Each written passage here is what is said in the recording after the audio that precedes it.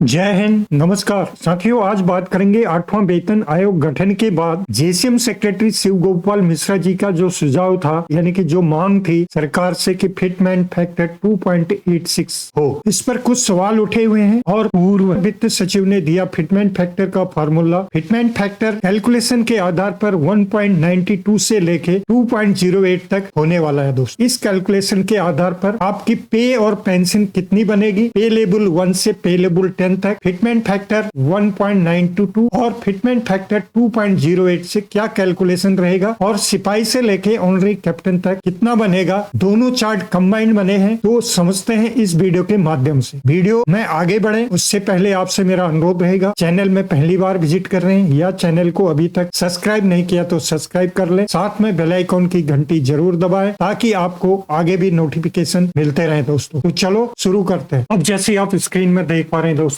News 24 के द्वारा ये रिपोर्ट निकाली गई है, जिसमें आप देख पा रहे होंगे सैलरी हाइक 186% नहीं तो फिर कितनी बढ़ेगी सरकारी कर्मचारियों की salary. National council of joint consultative machinery NCJSM के सचिव शिव गोपाल मिश्रा जी ने केंद्रीय कर्मियों की सैलरी हाइक को लेकर जो अनुमान जताया था, पूर्व वित्त सचिव सुभाष चंद्र गर्ग का अनुमान उनसे अलग है। ये है सुभाष चंद्र गर्ग, जो कि इनका अनुमान उनसे भिन्न है दोस्तों। उन्होंने क्या कहा आगे, उन्होंने इस मांग पर कहा है कि ये राजस्थान कैडर के 1983 बैच के IAS अधिकारी हैं और भारत के पूर्व वित्त सचिव सुभाष चंद्र गर्ग ने न्यूज 24 के साथ एक्सक्लूसिव इंटरव्यू में 8वें वेतन आयोग पर बातचीत की। उन्होंने कहा कि सरकार अगले वेतन आयोग के तहत 1.92 और 2.08 के फिटमेंट फैक्टर को मंजूरी दे सकती है। उन्होंने आगे कहा कि 286% के फिटमेंट फैक्टर की उम्मीद शायद मांगने जैसी है, अर्थात जो 2.86 सचिव शिव गोपाल मिश्रा जी के द्वारा मांग की गई है